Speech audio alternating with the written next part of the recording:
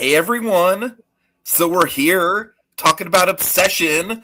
I'm with my two favorite people in the whole wide world, PerGron and Rohith Dharr. Are you guys just having the best time? Just please tell me that you're having the best time of your life, or else I might have to fucking kill myself. Oh God, we were doing a bit now. Oh no. Yes, we're doing a bit. Please tell me, Rohith. We sure that was a bit. That seems kind of genuinely Tiki at some point. I am so sorry for laughing. Why are you ruining this podcast? We were having a nice podcast. Oh man, I thought he's getting blown to hell with. Tiki. Yeah, thank God I'm not wearing headphones. Oh yeah, for everyone who's listening to headphones, we do apologize. Also, Tiki, I think to add to the effect, you need to turn all the lights off, and we see your fucking irises shining gold. Then that adds to the creepy effect. Yeah, if you can just like go in the corner for me. Oh my God! just don't use the bathroom. Don't even eat. Just lie in your own. Oh man. All right, folks. So we are here. We're a little bit late, and honestly, I'm not going to lie, I feel a little bit sheepish about even doing this just because it just feels like we're late to the party at this point. Like everyone has done a podcast about this movie, but if Chris Stuckman can drop his review a week and a half after it came out, we can do a podcast about it 3 weeks after. Hey, we're here everyone should have seen my movie, PerGron. My movie was clearly better, and I don't know. I'm just a little bit jealous about that. Yeah. Why is Chris Stuckman sound similar to George Lucas? I just feel like we're kind of like yeah. Can you have Chris Stuckman say something Lucasy? It rhymes like poetry. In my movie Shelby Oaks, I did use a lot of CGI. I will admit that I did use a lot of CGI. Anyways. Did he? I don't remember Shelby Oaks nearly well enough. I feel like for Chris Stuckman, for as much as people didn't like his movie, I think he made the best effort he could, and I hope that he probably has time, or if he does other movies, he doesn't come off as a guy that's like gone negative against critics or people just like he just kind of took it on the chin. So hey, that motherfucker got a Tiki nomination, so. A wild card nomination. He did get a. All right, but we're not here to talk about. We're here to talk about Curry Barker's The Sheep Detectives. Oh, we're talking about the. Oh no! You told me the Sheep Detectives, Tiki. I thought we were here for Michael. No, we're here for Passenger, the horror movie that everyone actually wants to talk about. Oh man! No, we're talking about the movie on everybody's mind right now. Of course, The Mandalorian and Grogu. Oh man! Little Blue says in the comments, I will say that the film having surpassed Mando and Grogu at the box office, but you guys are satisfied with that? Hell yeah, I'm satisfied with that, dude. Man. So we're talking Obsession. All right, let's drop the bit. We're talking Obsession. Yeah.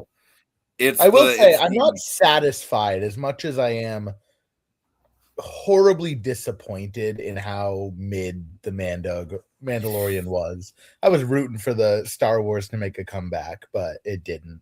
It did not. No.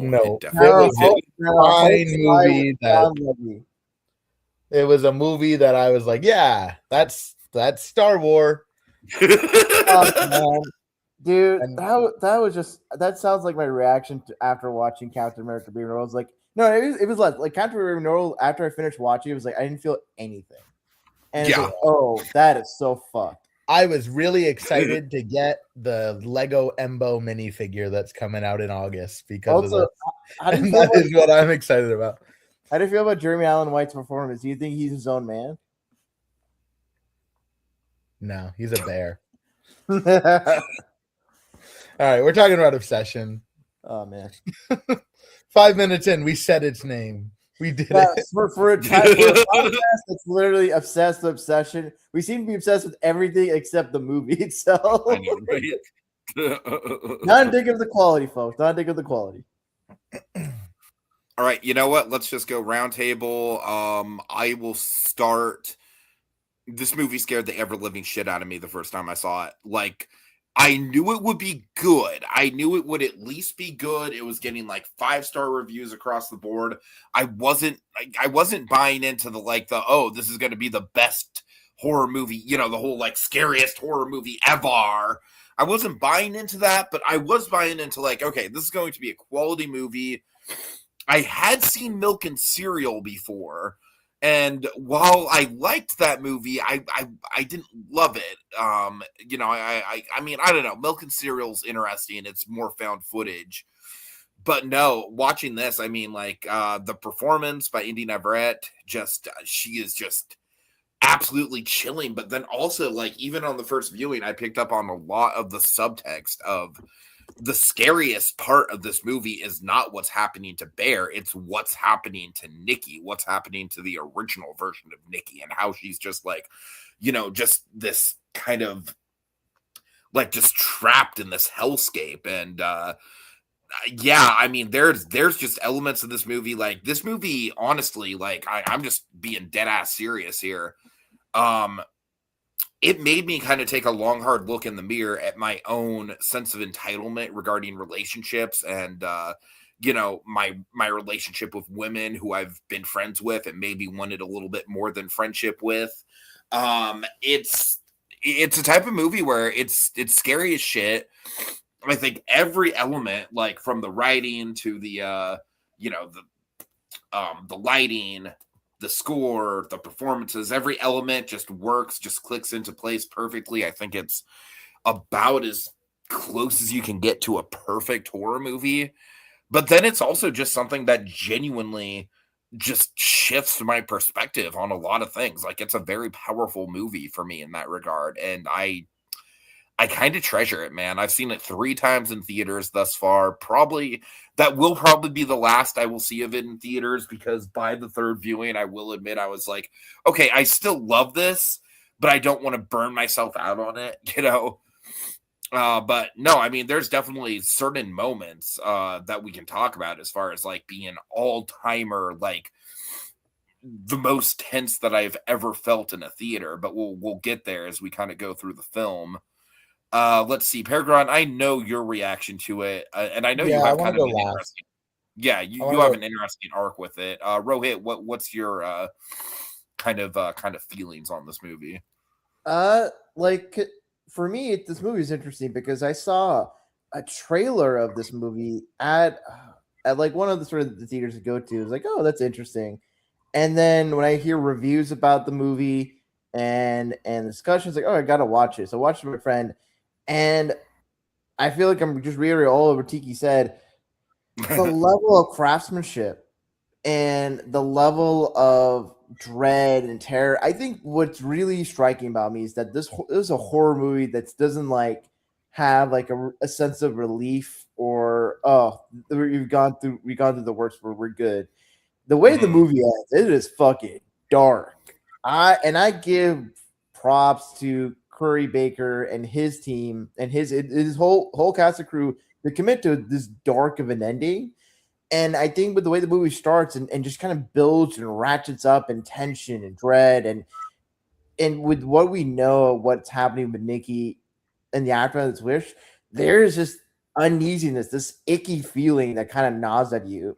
And Indy Navarrete, who, having seen her in four seasons of Superman and Lois and seeing her now, it's like, holy crap, I did not expect her to have this level of performance. And she wasn't bad in Superman Lois. She was good. I think she played as well as she could a character like Sarah. And then with a character in Nikki, I guess I know the writing better, but I think there's just something about the way she differentiates between real Nikki and the wish Nikki.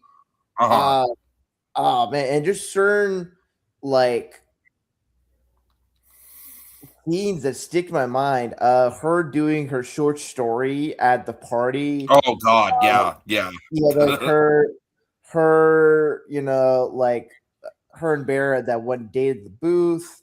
I mean, what happens with Sarah? Oh God, it is just so spellbinding. So this is a movie that I think is going to have some longevity. I think people are going to revisit and appreciate more and more of this movie. And I think the fact that it is a simple premise, but it's executed in a way where it doesn't overcomplicate with lore. It doesn't try to do a lot of jump scares. It just does a lot of like the scenes where Shadow plays such an important role, and you see some demonic malevolence in Nikki when she's in Shadow. It's chilling.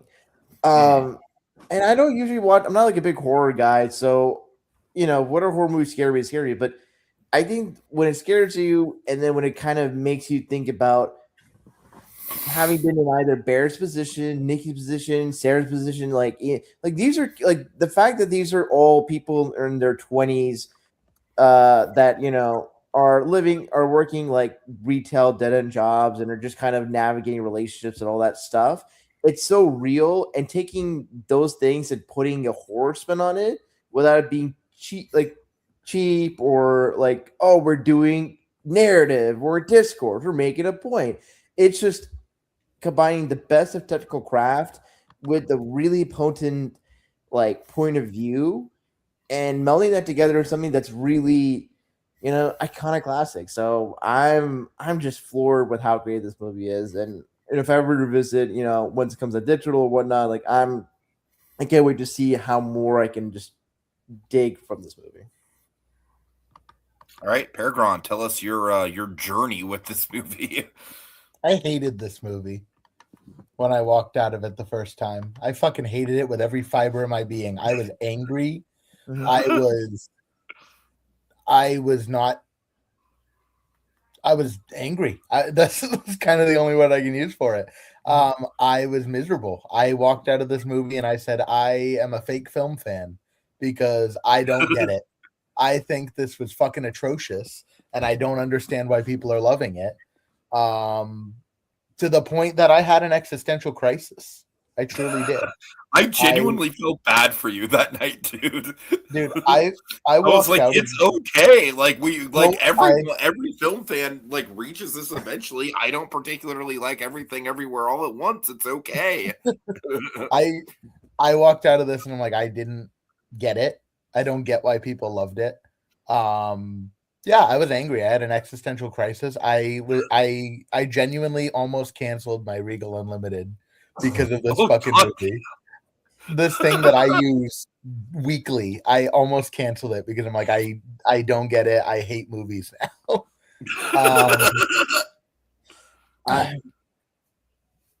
No, please ask away.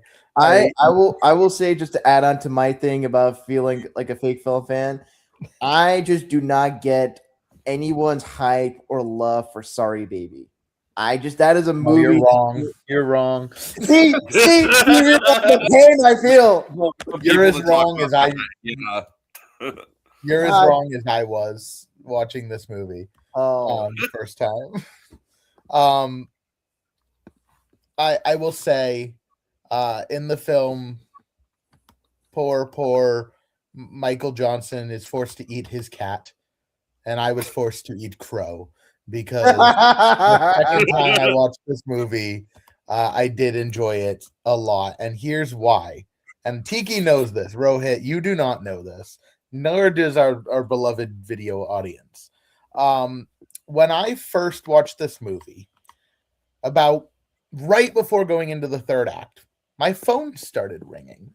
And see, I don't get phone calls frequently. And so when I checked my phone in the theater like an asshole, granted, I was not loving the movie already, but I checked my phone and I saw it was from a friend who does not call me.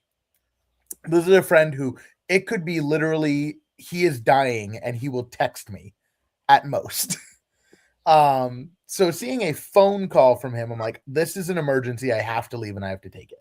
I left the theater for approximately 2.5 minutes. I checked the phone call. Approximately 2.5 minutes, I was standing outside the door of the movie theater because my friend was hiking in the White Mountains of New Hampshire and found a duck. Not a wild duck. He found somebody's duck that they dumped. It's a domestic breed of duck that they dumped in the middle of the White Mountains on a hiking trail. And he was calling to ask if I wanted the duck. Oh, man.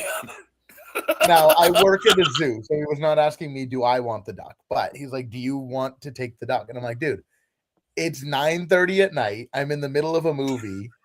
I don't want the duck. So then he asked me, hey, do you have the number of these other people that may want the duck? And I said, I don't have their number, but I can give you the number of someone who does. So I then had to help play phone tag so that a man could take a duck that he found in the middle of a hiking trail and find it a home. Now, at any other point in any other movie, if I walked out for 2.5 minutes exactly, I would be like, okay, what did I miss? And pretty much be able to jump back in. Unfortunately, the 2.5 minutes of this movie that I missed are the 2.5 minutes of this movie that completely changed my perspective on it. Because the biggest issue that I had coming out of this movie was the fact that Bear, at no point in the movie, to my knowledge, did he realize, or did the audience get to see that he is the bad guy? That was an issue that I had with this movie. You want to know why I thought that, Rohith Dharr? Yes. The scene that I walked out for the 2.5 minutes that I had to leave this theater to deal with a duck was the scene where real Nikki is speaking through sleeping fake Nikki. No. Oh, and he asked her, what's so wrong with being with me? Or what's so Yep. That is the scene that I missed, Rohith Dharr. Basically, the thesis statement for why Bear as a character is as scary as freaky Nikki. I did not miss any other moment of this movie except the one thing that changed my perspective on it, because it was the one thing I was missing from it. So upon going through, mainly due to a crisis of faith in enjoying movies and watching them a second time, it connected with me, and I'm like, oh, I get it now. Now, I'm going to be a little bit of a contrarian here. Okay. This went from a 0.5-star movie to a 5-star movie for me. But I still think people online are being really annoying about it. This is the kind of movie that culture. People online are going to be really annoying about any movie that's like. But like, this is the kind of movie that I think is great. But seeing think pieces coming out about it is starting to piss me off again. There's one. What's his name? Cody Leach. I think he dropped. Bear's the real villain? Like, no shit. That's literally the point of the movie. That's not exactly a hot take. Yeah. He's like, who's the real villain? What are you talking about? But yeah, I do quite enjoy the movie. I think it was well done. Even in my first horrible take, Indy Neverett was still the highlight of the movie for me. Now, that said, I didn't think it was scary. I thought it was eerie. I thought it was creepy in moments, but I did not think it was scary. This is where Tiki and I are still going to. I think this movie's fucking scary, dude. Right? I thought Hokum was very scary, and you did not. So we're just kind of on different ends. I guess maybe it's It's less about like what. I guess it's from in your mind. It's like Tiki. I think Tiki finds the movie scary is just about the ideas and implication of like certain actions and decisions by the character. It's scary for me. The scares are kind of twofold, because it's scary because I could see myself in Bear in an incredibly uncomfortable way that just made my fucking skin crawl. And legitimately, I do think that the shit that Indy Neverett is doing like is genuinely scary. Now that shit, I do think upon rewatches, it's like, because you know it's coming, I think a big part of it is how unpredictable it is, right? Right. Just the whole, like, she could literally do anything at any time. Right. But I don't know. I mean, honestly, PerGron, like, I'm kind of with you that it's like I am a little bit sick of like every person having like a 30-minute video essay about this movie. We're doing an hour. Though. I do think that it's warranted. I think that this movie is chock full of subtext, man. I really do. And I think that I agree. I just think that the people who are doing the talks about it are not the people who should be doing them. I think it's a lot of film bros. Us. We should get those media cultural think piece checks, baby. No, we're absolutely part of the problem here because we're three, straight adjacent dudes who are just sitting here talking about the movie that is very much a commentary made by a straight dude, presumably. I don't actually know. Yeah, he is, yeah.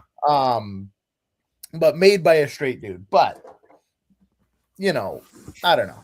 Now, as a straight dude who has recently re-entered the dating scene and is currently loving every moment of it. After this, I'm about to tell you this most annoying experience I've had. You know what? But let's focus on the movie. Yeah, no, it's a great time to be in that scene. It's fucking awesome. No, I'll agree with you, Tiki, that it's definitely like, and I think a lot of it comes down to just the culture that we are in, right? In that it is difficult to meet people. Part of that is just because of cultural changes. Part of that is because of COVID. I fully blame COVID for a lot of that. Yeah. And part of it is just because having a mirror held up to yourself is never a comfortable thing. It's difficult, right? I had a relationship that I was in for 3.5, almost 4 years. And now I have to get back into meeting people, and it's very easy to be like, am I coming across as creepy? It's very easy. And like to the point that I won't walk up to somebody at a bar as everybody always tells you to do, because it's like, I don't want to be creepy. So I totally get that side of things. And I agree that it's well done in this movie. I just didn't find it scary as much as I did find it like, it's holding a mirror up to a society and a culture that needs a mirror held up to it. And even like those of us with the best intentions. 15 years, PerGron, so maybe that changes maybe that moves the needle a little bit for me. Yeah, I mean, I just think it's like, even with the best intentions, right? Right.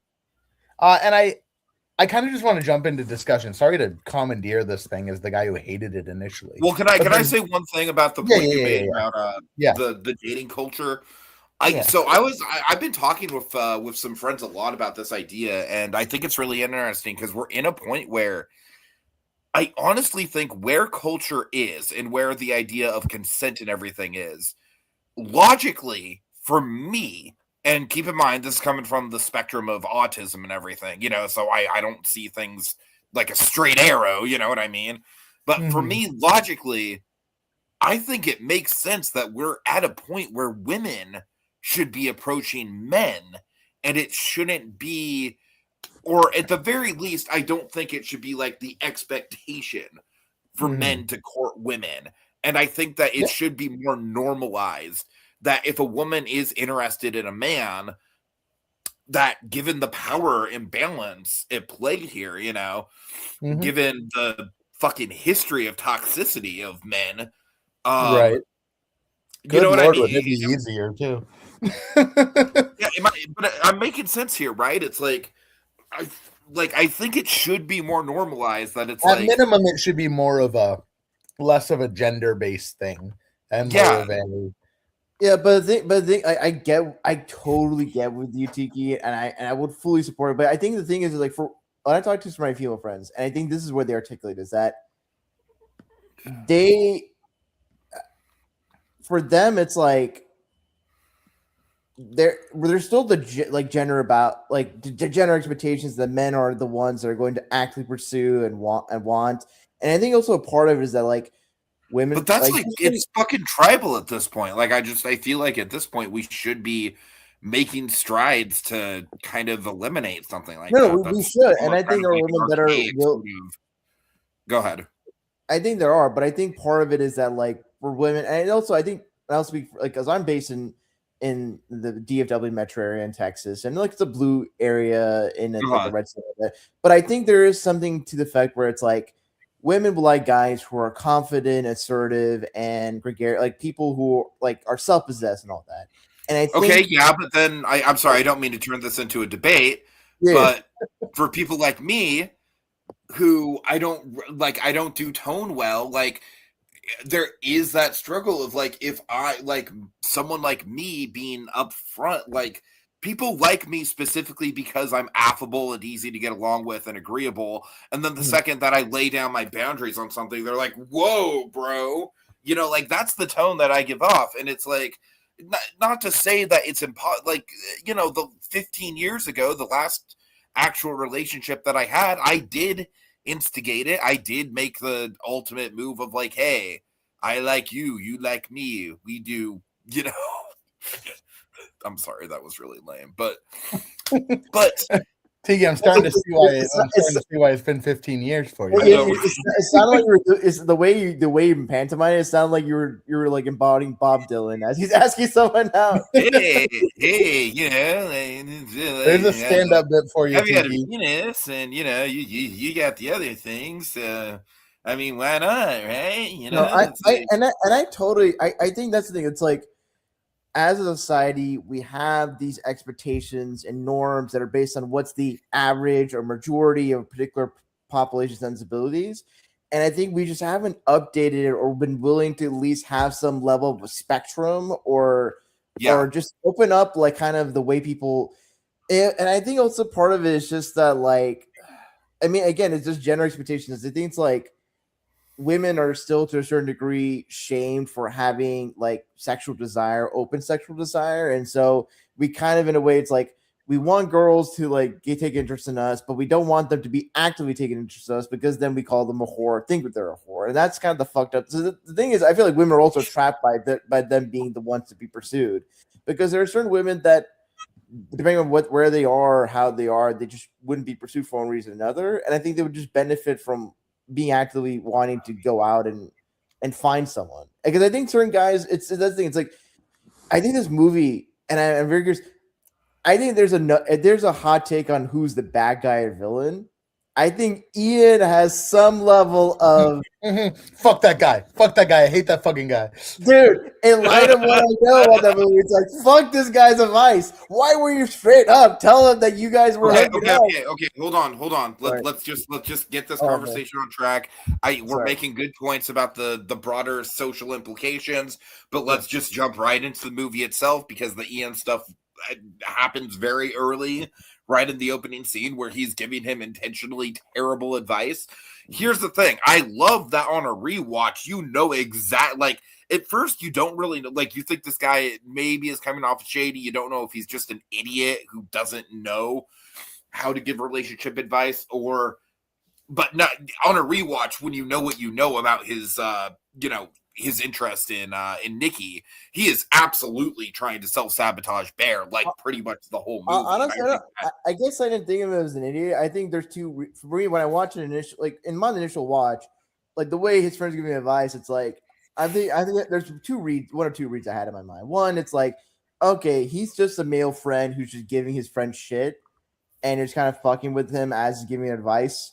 And the other part of it is that, like, oh, he just probably, like, he probably just doesn't have, he's probably listen to like some red pill pickup artist kind of thing and just kind of approximate to give him advice, where it's like, because he thinks like Bear, like, honestly, I think the way Bear like comports himself is not a guy with a lot of confidence. So I feel like Ian, in his own bro-ish, dickish way, was like, hey man, you kind of need to like not be yourself if you want to have a chance with Nikki. But then after watching the rest of the movie, that makes me feel like, Ian, you could have just told him everything. But the fact he gave his advice, it's like Bear's not even respected by his close male friend, and that's the thing that kind of, Yeah, I kind of, what I want to say with that is, I don't think Ian was giving like purposely bad advice to like because he wanted Nikki or something. I don't think that's how it came off.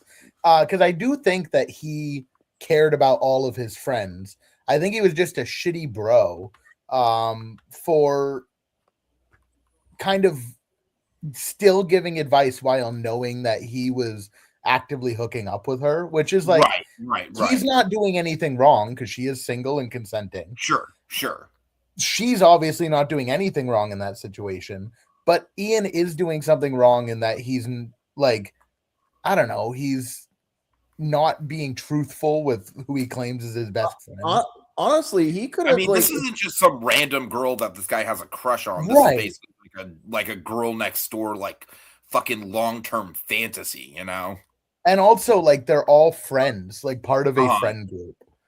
Like, it's not even like he's hooking up with like his crush from another school, right? It's like this is part of a active friend group. So I don't think Ian's the bad guy in that. Like, I do think he cared about Nikki. Like, I truly believe. I honestly think on some level, Ian is the not even romantically, just like as a friend. I think they were just hooking up because they were whatever, right? People do that basically. Yeah.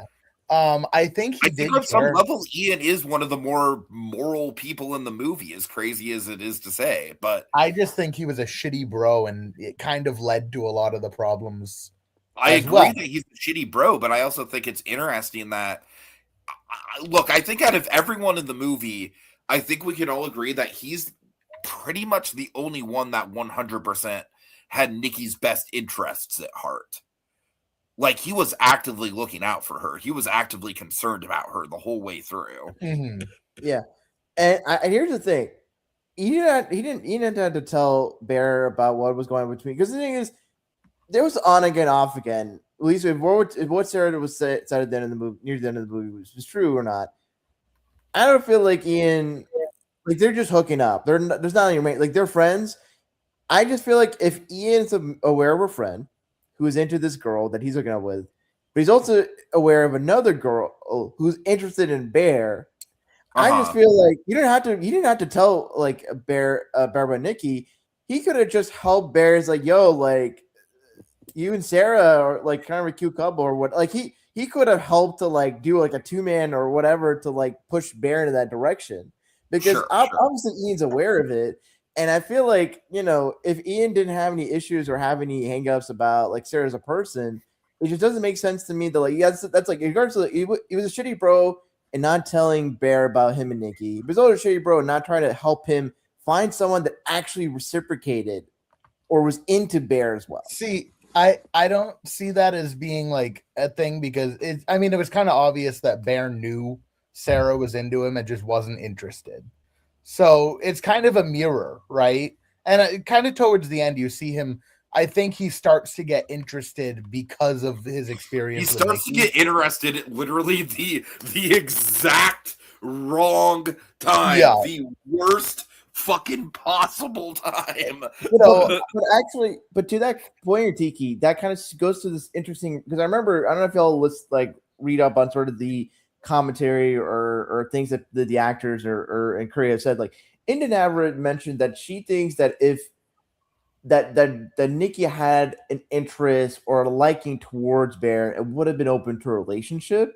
And I feel people's like, oh no, that doesn't work with the reading of Nikki not being into Bear at all, and then the whole consent thing. I think there's an interesting point to be made that, like, love or attraction is not like binary. There's a degrees or like a spectrum of attraction, and it can go up or down the line or dial or whatever. Totally.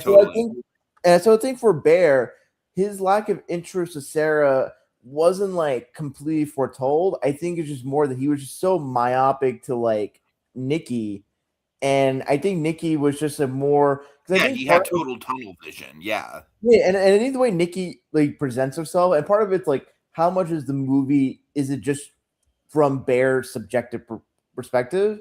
Because like Nikki's like just takes money from Ian, like when he gives it to her to like give hand to this homeless person. She's like a writer or whatever, and I think Sarah's a cool person. I think the attraction makes sense for. It's not that Bear wouldn't be attracted to Sarah at all. I think it's just in terms of the outward qualities. I can understand someone being more into Nikki than Sarah just by what we see in the movie early on. Mm-hmm.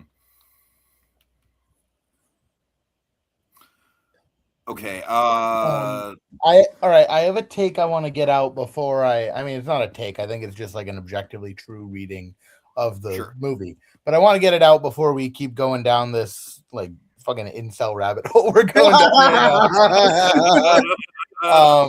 Because the second we get through red pill, I got a dip. I got a dip if we start getting red pilled because I got an image to uphold. And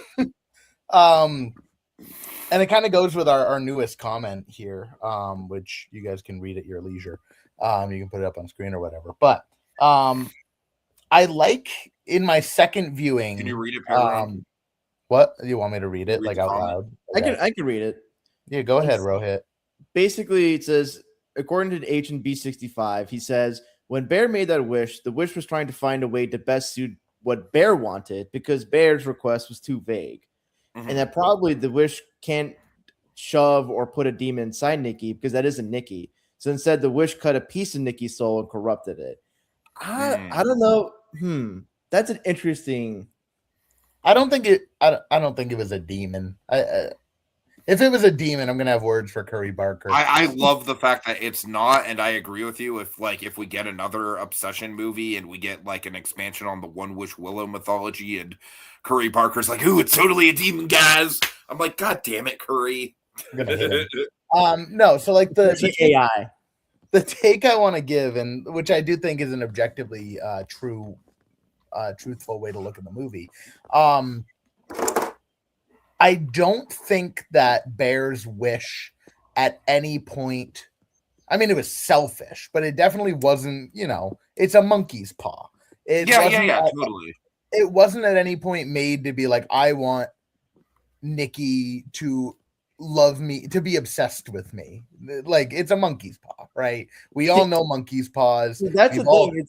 We've all wished on a monkey's paw. We all once wished that that we would get $1 million and now you have an entire herd of deer that you got to deal with in your backyard. It happened to every single one of us. But I kind of what I didn't like about the movie in that first rewatch was that I didn't see the consequences of him realizing that the monkey's paw fucked him up and still going with it, because I missed that crucial one line in the 2 minutes I missed. I don't think that Bear is an inherently evil person until that line of dialogue, because I don't think that, But I think it's a slippery slope. I think the movie it absolutely is. Slope. Yeah. But I think it's an interesting thing because, like, I think most people, men and women, if you had the ability to wish for the person you like the most to like you, I don't think most people would turn that down. I think that's just a very human thing to want. Mm-hmm. And I think that when he starts to realize how the wish has corrupted her, and like kind of initially he's like, there's something wrong with her, like, I don't know what happened.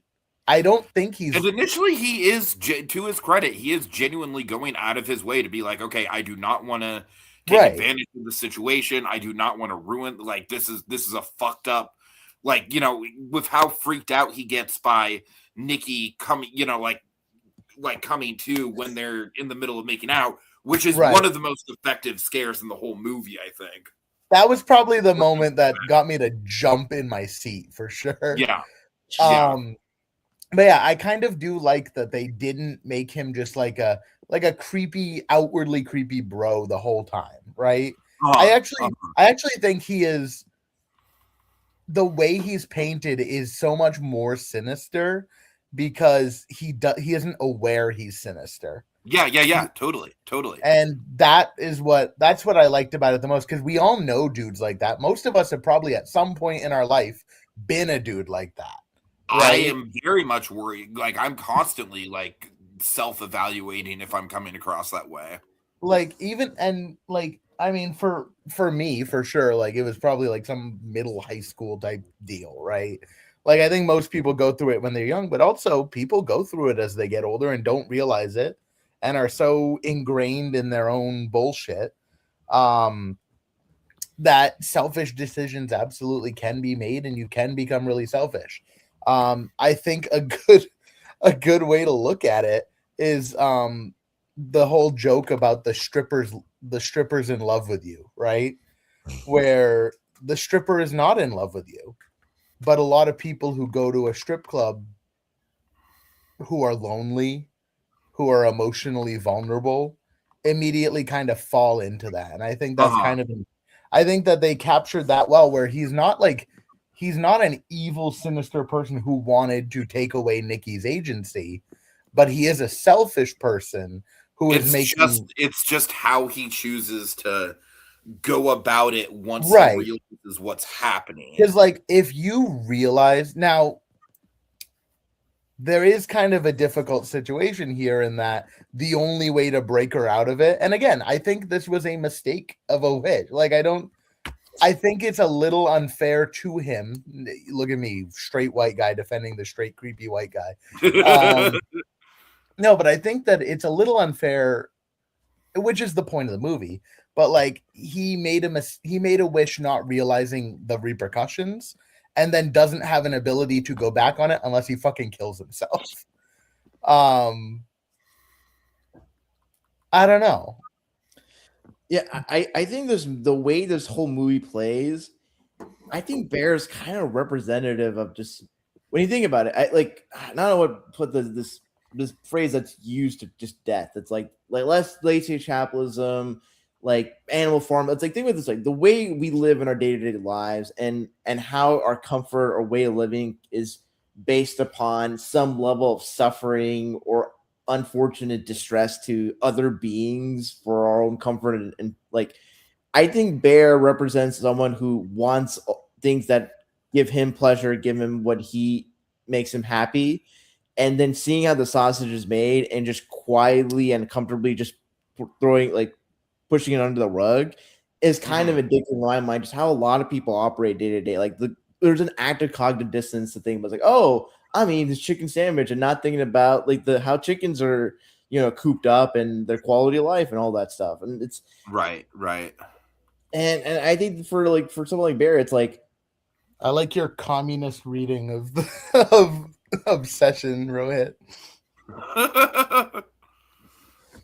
Man, I guess I think, because think of it this way, it's like because I think for the others, when they're reacting and are concerned about Nikki, it's like, yeah, they're concerned about Nikki and she's not doing well, but I think it's also like because Nikki's just kind of so outwardly disturbed and just puts off people. I think if Nikki was just more like had a mask and only showed her disturbed part like to her friends in a private setting, I think there's like, oh, Nikki's just kind of off, and then not dwell on it, because I think part of like for people to operate in a way where they can just go about their lives and not think about the things that I think the way Bear goes about when he's made aware of what's really happening to Nikki, it kind of reminds me to a certain extent for a lot of guys, there'll be certain issues that are really impacting their way of life. They should probably see a doctor, a therapist, or should probably change their job, do better at work, go to the gym, whatever, anything they can do to improve their life. But for whatever reason, it's like it's too uncomfortable, it takes a lot of energy, what have you. And so they're just kind of, like let a pile of dishes pile up, or a pile of clothes that should be folded and put away. Like it just feels like there's a certain state of mind for a guy where they don't acknowledge their problems. They don't try to seek to fix it. They're just kind of let it fester and just not actively think about it. And I think that's just kind of, and I think people in general, but like especially I think Bear, with how he's so passive in his life, that when he gets what he wants, his passivity doesn't change. He doesn't become a more active agent. And I think that's sort of like Bear as a person. Even when he gets what he wants, it's not like Bear is forced to change to get what he wants. He gets it, and I think because of that, he's not forced to change and be a better person. And I think that's sort of the whole point. It's like the things that you'd want, if you get them without any sort of sacrifice or acknowledgement of how you have to change as a person to get what you want or get what you need, like I think that's where for Bear, because he got it so easily. He just doesn't want to put in the effort. And I think that's kind of leads to sort of the evil that comes out with the whole, wish Nikki and all that.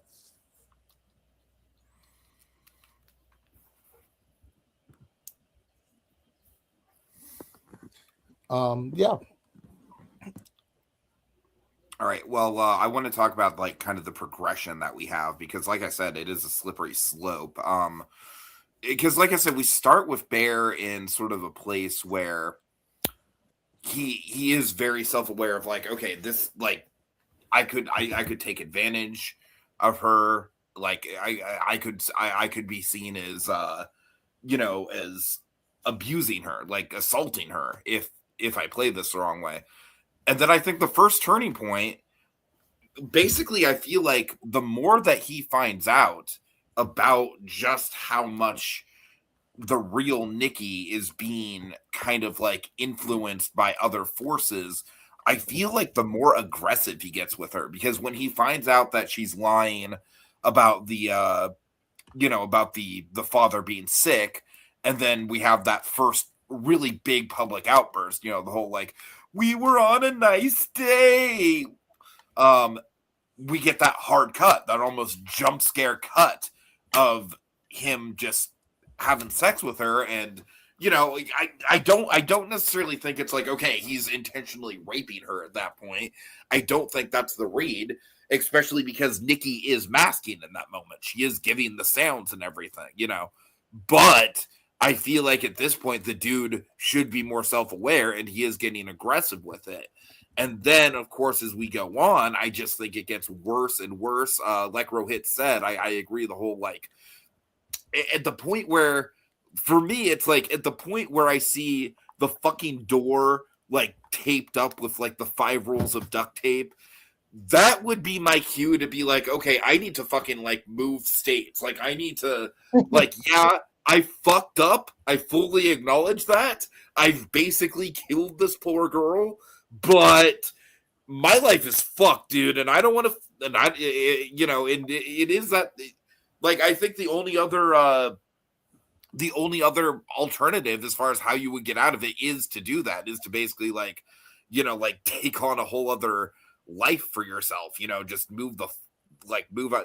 And I feel like that is kind of like, I'm sorry, I'm going down my own fucking incel rabbit hole here, so please forgive me. But I do feel like it is kind of an allegory for modern dating. How look at how we literally have apps, right, where women will rate you, as far as like your toxicity and stuff. Now, I'm not to say I'm one of those people that's like, oh, how dare women fucking judge someone. It's like, no, I fully support the idea that a woman should feel safe with a partner she's with, right? But what I am saying is that we're at a level right now with modern dating culture where everything we do, like, it's a currency almost. Like we're going to be put under a microscope. No, it's basically, to put your point, it's like you're dating apps. We essentially become the product. We're right. Being given a marketplace, and it feels so dehumanizing. And we're both the product and the consumer. Oh man. I mean, I'm sorry. I feel like we're getting into like deeper themes of just dating culture in general here. Yeah, we're getting fucking heavy, guys. Can we lighten up a little bit? We truly are 3 straight adjacent guys. I feel like Marge in that one Simpsons meme where she's like, can we lighten up a little bit, kids? Okay, PerGron, where would you like to go? What avenue would you like to touch on? Home after that? I don't know. No, I mean, I'd like to talk about the magic. Okay. Just as a little fucking weirdo who likes that kind of thing in a movie and world building. I just really like the fact that it's not explained. It's like I do like that it's not explained. Uh-huh. I just don't like monkey paws. It's been done so many times that because I remember Cory Barker saying he doesn't think the one wish rule is a monkey's paw. It's a fucking monkey's paw. Cory Barker can suck my ass on that one. It's a fucking monkey's paw. No. What is the monkey paw's implication of Ian getting $1 million? The fucking he dies 10 minutes later. I don't know. It's not a good he didn't die because he got $1 million. He died because he did. He died because he went back into the room. He went into the house to say it worked, and then he got shot. I mean, which is the biggest plot hole of the whole movie, by the way. Bear was literally right there. Like, why did Ian have to go? Yeah, and there's coins falling in front of, like, in his home, and it's like, it's like, no, it's a fucking Corey Barker. You can suck my ass on this one. It's a fucking monkey's paw. You monkey pawed it up. At least have Curry like take you out for dinner, PerGron. No, I'm snapping my one wish willow on this one. Oh man. No, it's a fucking. I'm tired of monkey's paws. I'm tired of reframing the monkey's paw. All right, I don't know. It just. But this did it well. This did it in a way that I don't think many monkey's paw type things like get to. I think the consequences of it were good, but I think just taking the fucking magic from weapons and turning it into a monkey's paw didn't work for me. Why are we snapping? The breaking. Okay. Yeah, the breaking the stick. It's like I kind of like to think that this movie and Weapons takes place in the same universe, but I'm a fucking nerd like that. So from Weapons, I still think after evaluation, like I was weighing between Sinners and Weapons. I really do think, as much as I love Sinners, the ending of Weapons just takes it for me. Like that, like the last fucking 5 minutes of that movie, like it is my favorite movie of 2025. It was in my top 3 of 2025. Mm. It was in my top 12. Oh man, I forgot about that. How far is Sorry Baby in your top 5? You're not gonna like this, Rohit. Let me look at last year's. I think it was like 11 or 10, something like now that. Keep like in mind that being in the top 10 for me. Yeah, keep in mind since then I have changed. Hamnet is no longer in my number 2. That went to If I Had Legs, I'd Kick You. Which would then bump down Hamnet. I'd probably put that at 8, which would bump Sorry Baby up to number 6. And Weapons was number 18. Ooh. Fuck, dude. I mean, out of 180 something movies, but yeah, but the difference between 281 movies out of like, 281. I try to see the shit that's worthwhile, PerGron. You see all the shitty stuff, but I also get some little magic nuggets in there too. You do. Credit where credit's due. This will not be number 18 for me, I don't think. Right now it's my number 3 of the year. Is it a 2026 movie? Because I think I saw people complain about how in Letterboxd labels 2025 film because like it showed up at a film festival late last year. Yeah, film festival release dates are stupid, and I go by when it's wide released. Yeah, I feel that. Like I feel the same way about Nirvana, the band that showed the movie. Yeah. No, I have that. I have that in 2026. I even have fucking No Other Choice because it was only released in Korea last year. Bullshit. I got it. I got it in December. Did you? Yes. It wasn't wide released. I'm counting it towards my. It wasn't wide released, but like it was in the States at a point. I'm counting it to my 365. Man, a movie that got robbed of any nominations. Jesus. Also, Sarat, I don't know. After I saw the movie a few months ago, I don't know why it got nominated for Best Foreign Picture. No Other Choice should have taken its spot. That's my hot take. Like Sarat, but I agree. Yeah. I think it should have been Emilia Perez. Just again. Just give it another chance. I think it should just slip in there. It should be the Diane Warren of a foreign film. Oh man, just got to be in there every year. I got nothing else, guys. I just think it's a good movie. I think it's worth. I want to talk a little bit about Sarah because I think Sarah's an interesting character with how she kind of fits in the narrative. Because Sarah, like people, like Nikki talks about Sarah having a crush on Bear, and Bear just kind of throwing it aside. And I think we get more of Sarah like Sarah and Bear have a pretty like fun dynamic, and I think part of it, and I think what's very interesting is like how Sarah talks with Nikki, and like Sarah like because I think Sarah, for as much as like she is concerned about Nikki, the way she talks about Nikki, it kind of reminds me how certain girls will talk about women that like, oh, if they're not being cool or maybe are just not presenting as affable, whatever, they will just tear them asunder. And I think definitely when Sarah was talking about Nikki in the car with Bear, it was like, oh, like you're like Sarah, you might not be a good friend to Nikki with how you're talking about her.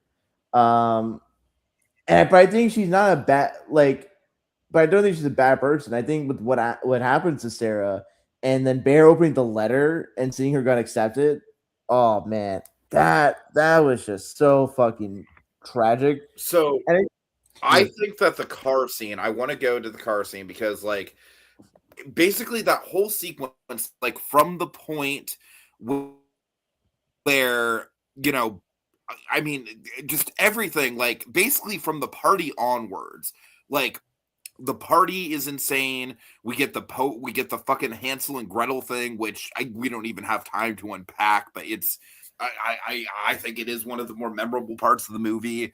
And then we get like the Nikki coming to in the middle of the party, the whole like it's not me. One of the most chilling moments in the movie for me that's kind of understated is the shot where Bear is trying to get Nikki like checked into a hospital, and it's just like, well, no, there's nothing technically wrong with her, and then she's just like dancing and doing spins in the street. Like that just kind of goes to show like the hopelessness, like he really is just trapped in a nightmare at that point.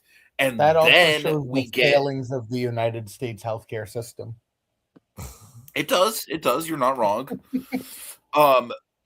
But then we get, that scene that you talked about, PerGron, the bedroom scene, which, like I said, I definitely feel like, for me personally, I think the point of no return for Bear kind of happened a little bit earlier. I think for me, it's when he's talking to the customer service person and he's like, well, no. I don't want to change the wish. I don't like the fact that he's so emphatically like, no, don't change the wish. Don't change the wish. Like, I think that's bargaining.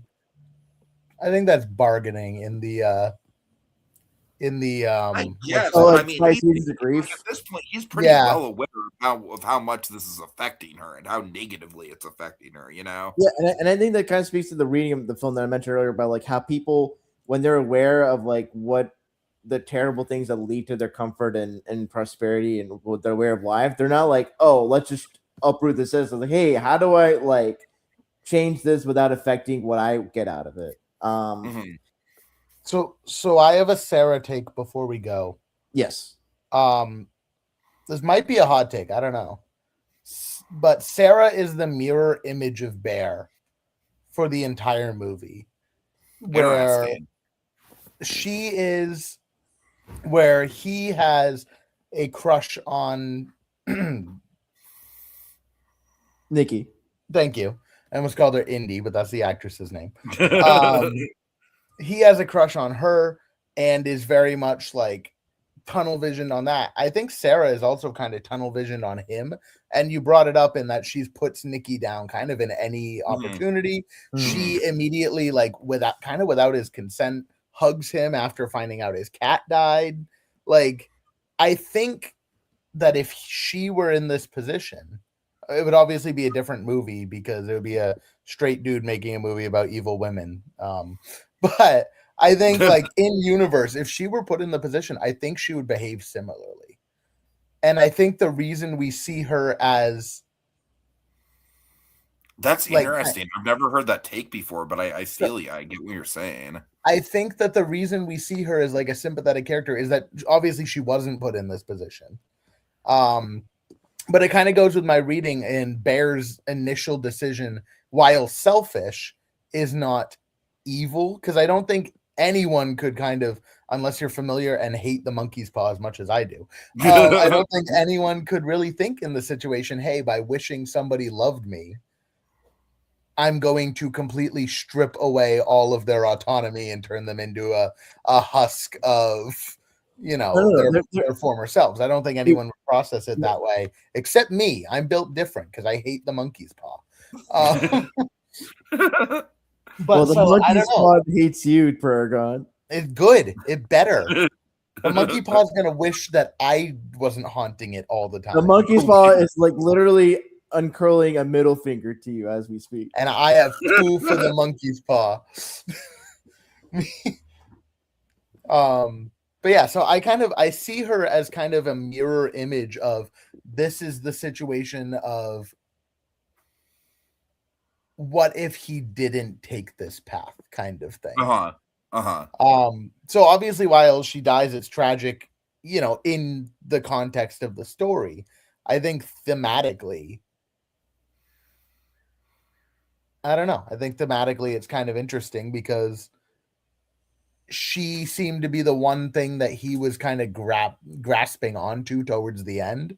And she was almost getting her way. Yeah. And so they both end up not getting their way from a selfish choice.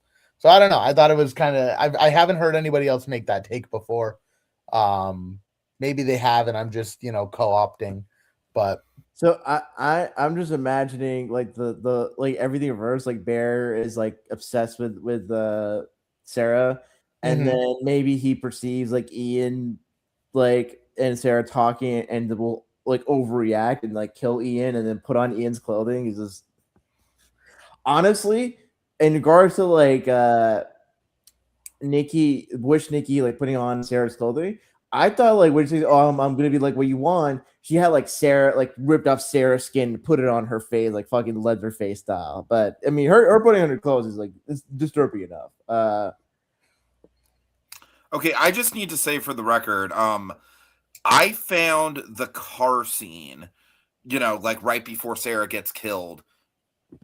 That to me was one of the most fucking suspenseful moments I've ever had in a goddamn movie theater. It was one of those things where in PerGron, I can already fucking see you rolling your eyes. Fuck you. Tiki was so excited to find out if she got into this college. That's what this whole movie boiled down to for Tiki. Hey, we support women getting into schooling and education. It's legitimately there's a jump scare coming. It's the Hitchcock thing. It's the Hitchcock, there is a goddamn bomb under the fucking table. There's gonna be a fucking jump scare. And the way they drag it out is even on my third watch, when I can basically pinpoint the exact timing it's gonna happen, it still throws me off guard. The first time I was just I was literally just oh God, it's coming. When is it gonna fucking happen? When is it gonna happen? Oh my God. As soon as they got into the car, I go, all right, so she's gonna get dead in this scene. Yes, you know what's happening, but my point is that it drags it out. It draws it out, man. It's Rohith, where do you come down on this? No, I'm on your camp, but here's the thing that kind of adds to suspense is it's not the thing where as they're talking, you see Nikki in the background slowly moving. You just you're just oh, this is happening, but you don't know when it happened. So it's both suspense and I feel shock. if Nikki was in the background, it would be less suspenseful. Yeah. I don't disagree. I just don't think it was very suspenseful at all because that's it's crazy. Happening. That's honestly wild that you and I have. Also, you know what's really scary about the whole? You mentioned that Hansel and Gretel speech. Why do you think that is the story that which Nikki tells to the party and specifically Bear? Because I definitely think it's subconsciously the real Nikki trying to come out and be yo, this isn't right. What is happening is fucked up. It is not a version of love. That was my read on it. No, because specifically Hansel and Gretel are brother and sister, and remember what Sarah said about Nikki's feelings. No, that's another thing. Yeah, it's and here's the thing. Here's the thing is that you all have talked about how Indian Everett says if Bear would have asked her out, he would have had a chance. I guess she can have that read. I mean, obviously she knows the character better than anyone. But the way I read it in the movie was I absolutely read it as a playful brother-sister dynamic that Bear was misinterpreting. I think the fact that like Nikki was like, "Do you have feelings for me?" It's like because I think if she's aware or she's aware of the moment that Bear is into Nikki, and then Bear just isn't able to express that to Nikki, I also feel like Nikki in that moment should have just also been the one to kind of forthcoming said, "Hey, I'm not into you," or I see you as a brother and all that. Like she just like she sees Bear not saying anything and just walks to her home, and it's like I imagine if Nikki was more upfront, not about like her and Ian, but just about how she sees Bear, I think Bear would have at least like not been happy about it, but I think just would have gone home and had taken some time to like process all that. I think there's an ambiguity is what because I think that's the thing. Like Bear, in that ambiguity, he just fills in like, all right, I just wanted an answer, and here's the answer I want. Yeah. Not to cut in and shut down your interpretation, but I think he still would have broken the wish immediately after she rejected him. I think that would have been more catalyst for him to do that. I could see. I don't think that Nikki like was into him, but I do think that had he been open and honest with her, they probably would have had a conversation. And maybe she's right. She is, the embodiment of the character. Maybe he would have a chance, maybe he wouldn't, but I think they could have had a conversation. I think if she shut him down immediately, him being an insecure little manlet, would have absolutely snapped the wish, and it would have made him more outwardly evil. So I'm glad they didn't go that route. Yeah, I feel you. I hear you on that. I guess for me, if Nikki shut him down, and then for me, I feel like Bear. I don't know if Bear would have broken the wish stick right there and then.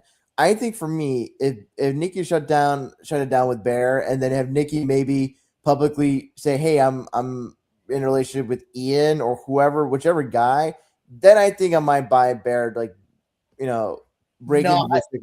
I think I was kind of expecting that, honestly. I was kind of like when she said, actually, what I was expecting that was very early on when she's talking, like before we even see her in person, when she's talking on the phone, she's like, "I have something to tell you." I was like, oh God, she's going to tell him that she's dating someone. I don't know. Maybe it's the hopeless romantic in me. But I think they could have had a conversation about it, and maybe he could have even had a chance. I don't know. Well, I mean, I'm the one who says that I think because what I'm saying is like attraction. I think we all three of us can agree that for people that we've been into, or people that have been into us, it's not like we're instantly attracted or whether attracted or not. There's a spectrum, and I think it's like let's say you're friends, and then over time there's something bigger that develops, or maybe there's like a change in life or expectations or the way you look. Like I think that's the thing. It's like I think Nikki would have been attracted to some degree to Bear, and I think them having the kind of relationship they have would have been a decent-ish foundation. It's just that had Bear being so inert and not having the faith and ability to communicate effectively, and because of that, he just kind of sidesteps and shortcuts into getting what he wants. Whereas maybe he could have got what he wanted, and maybe in dating like Nikki for however long that was, maybe he could realize that they're just not compatible, or doesn't see like an actual relationship work out, and then maybe him and Sarah could that's the thing. It's like this whole movie is like Bear is someone that isn't a willing. Cautionary tale for sad little manlets. It really shows like what happens for someone who's who's low agentic, who's not doesn't have really a sense of self-confidence. And I think because of that, like this whole wish stick thing is just kind of weaponizing his passivity and desire for things to kind of come his way. And then when they do come his way at the cost it doesn't compel him to like, I need to change my way of being. He just writes it out and doesn't want it to be too uncomfortable for him and others. And that's very true, especially with how the movie ends, where he tries to commit suicide and then like chickens out last minute. and then wish Nikki just inadvertently caused her death by having Bear become interested in her. Mm-hmm. All right. I gotta start like getting ready to go here. It's all good. I know. So I kind of want to just do one more thing, unless you guys have like a really important topic, and then I'll just have to dip.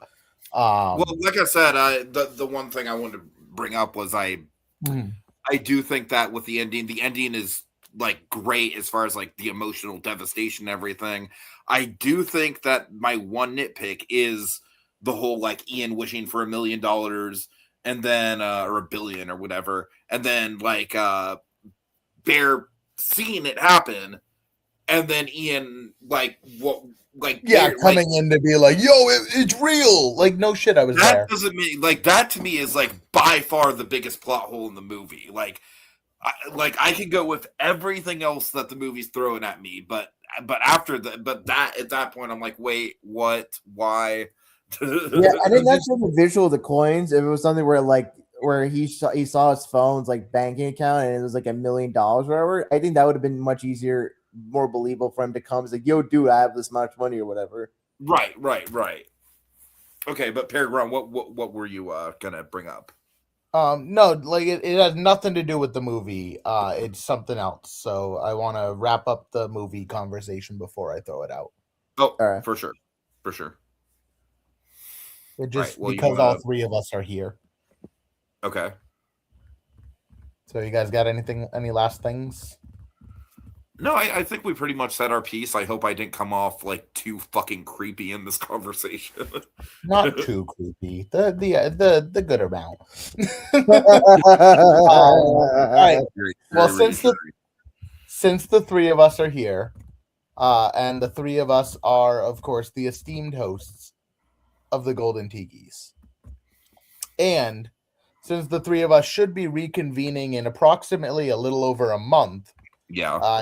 In July to go. Well, remember, it's going to be after the Odyssey, so it's going to be like more into mid-July. But yeah, right. That's what I mean.